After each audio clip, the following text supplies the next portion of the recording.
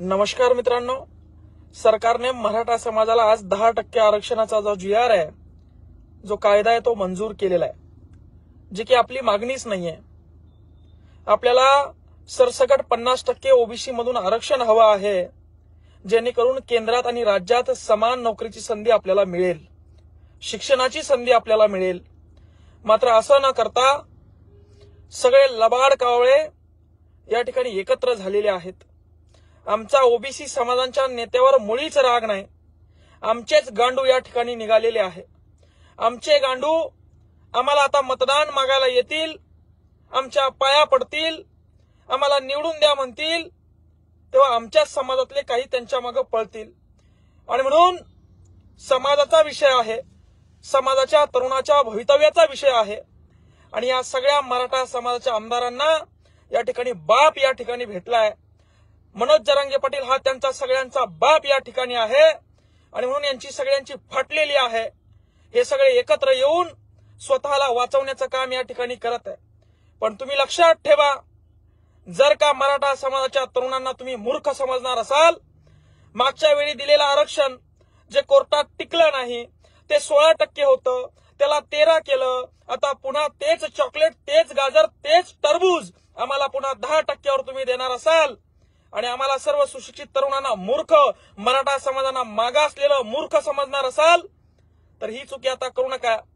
जरांगे पाटील म्हणतात तसं समाज आता हुशार झालेला आहे। ढेकळातल्या काळ्या ढेकळातल्या शेतीत काम करणाऱ्या प्रत्येक गोरगरीब मराठ्याला आरक्षण काय आहे हे आता समजलेलं आहे।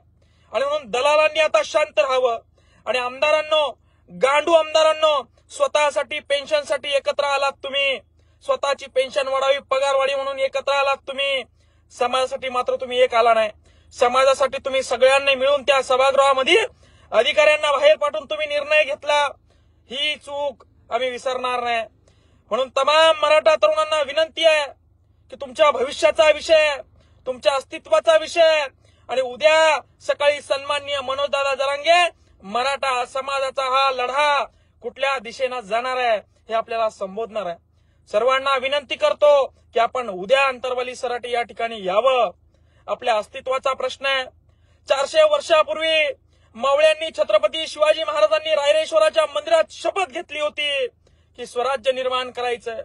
आज त्या छत्रपती शिवाजी महाराजांच्या मावळ्यांना, त्यांच्या अनुयायांना हे मुठभर राजकीय पुढारी हेलवत आहे, हिनवत आहे आणि त्यांना धडा शिकवण्यासाठी बाप या ठिकाणी आज भेटलेला आहे। मराठा समाजाला एक मोठा माणूस या ठिकाणी, राजा माणूस भेटलेला आहे। त्या माणसाच्या पाठीमागे उभे राहून, त्या माणसाने वेळोवेळी नियोजन करून मराठा समाजाचा लढा इथपर्यंत आणलेला आहे, मराठा समाजाला एकत्र केलेला आहे।